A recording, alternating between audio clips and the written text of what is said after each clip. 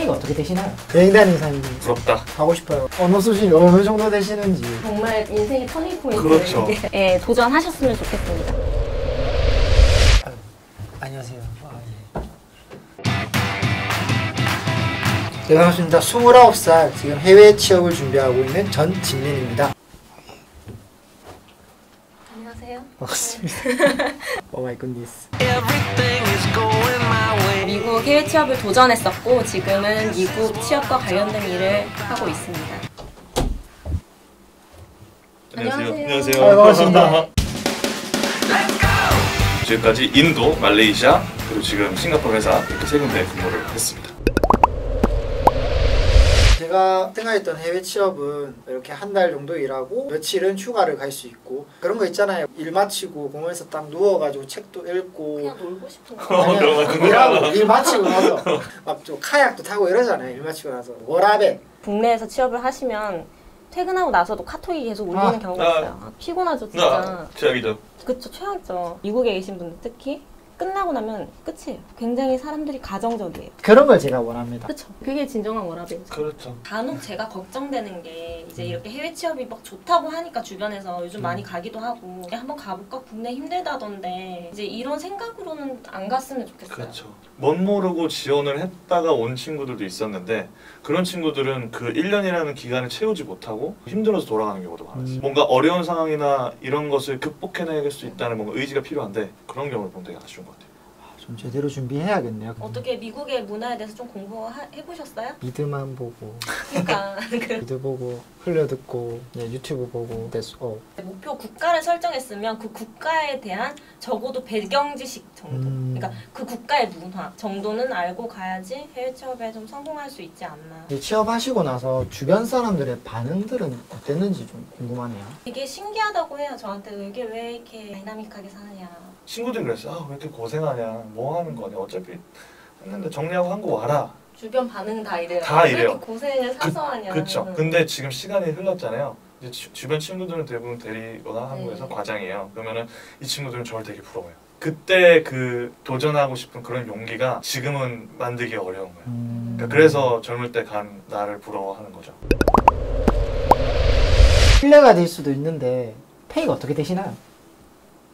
이거 굉장히 예민한 질문이죠. 네. 한국 대기업 연봉 정도 맞는 것 같아요. 대기업 수준으로 받고 있는 것 같아요. 갑자기 다르게 보이네요. 네, 저는 갑자기 다르게 이제 사실 해외 취업 경력을 가지고 모교의 해외 취업 담당자로 일을 하다가 스카웃이 돼서 지금 이직을 하게 됐는데 이제 그때보다 확실히 보수는 좋아졌죠. 커리어. 네, 메뚜기처럼 살고 있습니다. 언어 수준이 어느 정도 되시는지 프리토킹 한번 해볼까요? 해보시죠. Hi, tell me about yourself. Okay. My name is MJ. MJ. MJ. Just call me MJ. Okay. I really enjoy working and meeting with a lot of different people. 약간 인터뷰 답변 Yes. 준비하시는 이거는 외워놓으신 것 같아요. Yeah. Have you ever met foreigner girlfriend or boyfriend? Never? Oh Not my God. yet. Why not? You work so long time. What's going on? I like Asian guys. 그럼 언어 수준은 어느 정도가 돼야 되고 토익 스피킹, 오픽이 어느 정도 돼야지 일할 때 좀 무난하게 일할 수 있다? 참 이런 질문을 많이 하시는데요. 우리 왜 다 토익 치잖아요. 그게 곧 나의 영어 실력인가? 그거 아니죠. 그렇죠. 토익 몇 점이야, 토플 몇 점이야로 평가되는 게 아니라 인터뷰할 때도 영어로 당연히 질문하니까 못 알아들으면 못 알아듣는 사람은 커뮤니케이션 할 수 없어. 그럼 우리랑 일을 할 수 없어. 그렇게 되는 거죠. 그래서 언어는 기본입니다. 해외 취업 전에 준비가 완벽히 되어 있지 않으셨던 분들은 K문부 스쿨이라고 하는 좋은 또 프로그램이 있어요. 이제 본인의 거주지 근처에서 어떤 프로그램들이 있는지 찾아보시고 희망하는 국가에 참여하시면 좋을 것 같아요. 프랑스에 있는 현지 취업생이랑 전화 연결이 됐습니다. 프랑스요? 네? 프랑스요? 프랑스. My goodness. 되게 생소한 나라인데. 안녕하세요. 안녕하세요. 제가 휴가 중이어서 와, 이런 게 바로 그 유러피안 라이프 아닙니까? 프랑스 해외 취업하고 나서의 취업 만족도는 어떠세요? 만족도가 굉장히 높은데요. 사실 한국에서 취업한 친구들의 이야기를 들어보면 워라밸이 지켜지지 않는다든지 그런 문제가 가장 힘든 걸로 알고 있는데 주 근무 시간이 높지 않기 때문에 일하는데 굉장히 만족을 느끼고 있고 가능하면 오래 있고 싶습니다. 혹시 무슨 일을 하나요? 저는 프랑스 물류유통 해외 취업 과정을 수료해서 지금은 포워딩 업체에서 일을 하고 있고요. 혹시 해외 취업 준비는 어떻게 하셨나요? 그 K무브 프랑스 취업 과정을 거쳤기 때문에 총 600시간의 연수 과정을 거쳤는데 그 중에 거의 절반 정도는 언어 수업이었고요. 다른 절반은 이제 일반 취업 준비 과정이라든지 아니면 물류유통 업계에 대한 이제 수업을 들었습니다. 해외 정착 지원금이 나온다고 했는데 최대한 800만 원 정도라고 알고 있는데 그걸 어떻게 쓰셨는지가 좀 궁금합니다. 해외 정착 지원금으로 소개가 되는 금액들은 저희가 온전히 현금으로 받는 금액들이 아니라 저희가 이수하는 교육과정에 투자되는 비용 플러스 저희가 정착 이후 취업을 무사히 한 걸 증빙한 다음에 받게 되는 소정의 금액이 포함되어 있습니다. 그래서 그걸 받으면 보통은 돌아가는 항공권을 사용하는 걸로 정착 지원금 같은 거는 어떻게 받으셨나요? 해외 취업을 하고 나서 일정 기간이 지난 후에 신청이 가능한데 해외 취업 근로계약서랑 근무를 어느 정도 했는지에 대한 증빙 자료 준비하고 그리고 취업 과정에 대한 수기를 작성하면 저희 심사를 통해서 정착 지원금이 나오거든요. 네, 저도 지금 해외 취업을 지금 다시 준비를 하고 있는데 프랑스에 오는 해외 준비생들한테 만약 한마디 하고 싶다면 어떤 걸 하고 싶으신가요? 프랑스가 됐든 어떤 나라가 됐든 해외 취업을 준비하고 있다면 자신이 취업할 그 나라의 언어를 꼭 준비해 가라고 얘기해주고 싶어요. 저는 준비할 때 언어는 중요하지 않다는 낭만적인 얘기를 되게 많이 들었는데 사실 의사소통의 기본은 언어이기 때문에 자신의 의사를 표현할 수 있고 타인의 의견을 들어서 이해할 수 있는 정도의 수준은 갖춰야 한다고 생각하거든요. 저는 그게 업계 이해도보다 훨씬 더 사실은 중요하다고 생각을 합니다. 좋은 얘기 많이 해주셔서 감사합니다. 네, 감사합니다. 감사합니다. 도전하실 때 어렵진 않았는지. 전 처음에 아무것도 모르고 무턱대고 현지에 먼저 날아가서 준비를 했기 때문에 우여곡절이 되게 많았어요. 준비도 덜 되어 있었고 그래서 그 기간이 사실은 거의 1년이었어요. 눈물 샤워. 한국에 다시 돌아왔을 때 하이어링 매니저 하시는 분의 강연이 한국에서 있었어요. 그 얘기를 듣고 거기에 참석을 해서 마지막에 손을 들고 질문을 했어요. 깜짝 놀란 거예요. 저 사람 왜 여기 있지? 신기하잖아요. 끝나고 커피 한잔 하자 마셨어요. 커피를 한잔 하다 보니까 그 잡의 공석이 생긴 거 알게 된 거예요.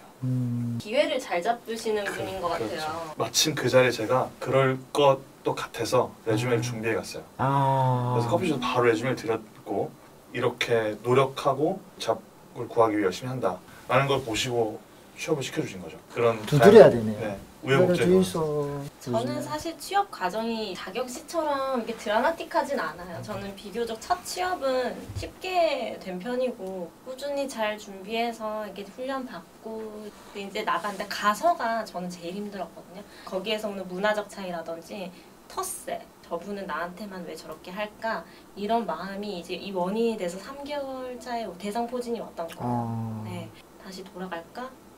아니면 여기서 지내면 좋은 날이 올까? 이렇게 고민하던 가운데 생각을 조금 고쳐먹고 근데 더 밝은 척, 더 적극적으로 그렇게 하다 보니까 회사에서 점점 인정을 해주기 시작하더라고요. 그래서 실제로 저의 엄청난 성장이 6개월 이후부터 이루어졌고 이제 1년 차 되던 날 회사에서 실제로 취업 비자 제의를 하셨어요. 지금 트럼프 정부 들어서 비자가 안 나온다고 하는데 받기 쉬운가요? 이제 미국 같은 경우에는 사실 정식 취업 비자라고 하면 H-1B라고 하는 비자가 있어요. 근데 그거를 이제 우리 청년들이 여기서부터 받아서 가기는 굉장히 힘들어요. 그렇죠. 그렇다 보니까 그거의 전초기진 J-1 비자를 받아서 많이 출국을 하시는데 이제 이 비자는 기간이 1년에서 1년 6개월밖에 안 돼요. 그럼 끝나면 돌아와야 되는 거예요? 끝나게 되면 끝나고 나서 이제 이 H-1B로 전환을 할 것인지 말 것인지 이게 제일 중요한 관건인데 이 H-1B 비자라는 게 쉽게 나오는 게 그쵸. 아니고 이제 그 신청한 인원의 30% 정도만 승인이 맞아요. 나는 상황이에요 지금. 그래서 어쩔 수 없이 기간이 끝나면 돌아와야 되는 케이스들이 있을 수밖에 없죠. 비용은 어떻게 되나요? 제1 비자 같은 경우에는 5,000불 이상 정도 되는 것 같아요. 그거를 5,000불 정도 되는 기업에서 내는 회사에 서포트 안 해주는 거예요? 그건? 전혀 그런 거 없죠. 왜냐면 회사에는 급여를 주잖아요. 와, 그럼 초기에 들어가는데 그쵸. 돈이 꽤 많이 들어가네요. 본인이 비자 발급 비용은 본인의 부담이지만 이제 정부에서 이런 문제를 좀 해소시켜주기 위해서 그 상쇄되는 비용들을 지원해주고 있는 것 같아요. 두 분은 이제 상착을 하신 케이스신데 뭐 노하우 같은 게 있으셨나요? 처음 정보는 이제 월드잡에서 얻었던 것 같아요. 괜찮았나요? 잘 빨리빨리 구해졌었나요? 아무래도 한국인들 채용하는 정보들은 월드잡에 많이 모여 있으니까 다양한 국가들, 다양한 직무들을 한 번에 모아놓으니까 한국 포지션을 찾는 정보를 찾기가 제일 쉬웠어요. 월드잡에서.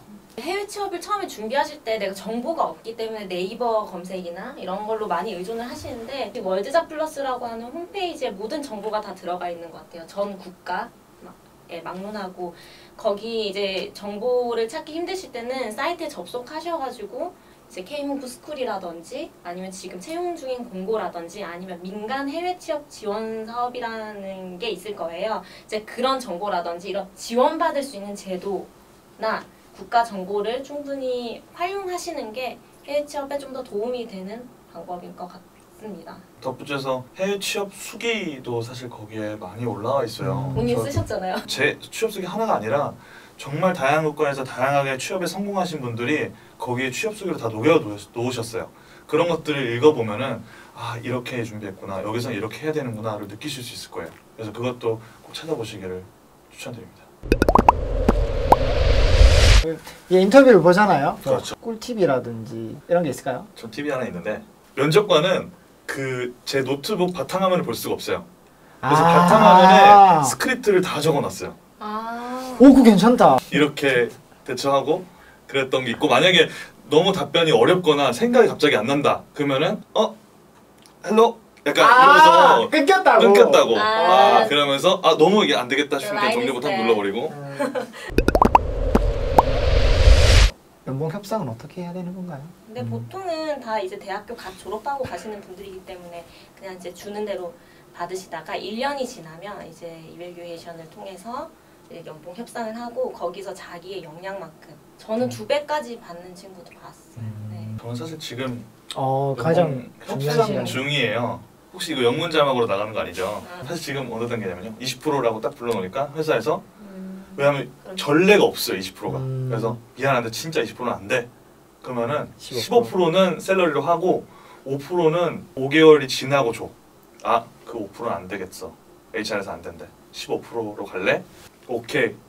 내가 감수를 하고 15%를 할게. 대신 내가 회사를 위해 사용하는 핸드폰 요금을 지원해주고 회사에서 고객사들이랑 먹는 밥값을 지원해주고 활동비, 지원비 이런 거 다 해줘 하는 거죠. 지금 그 최종 연락 기다리고 있어요 이제. 그럼 무조건 네 이럴 필요는 없네요. 그러면 안 돼요.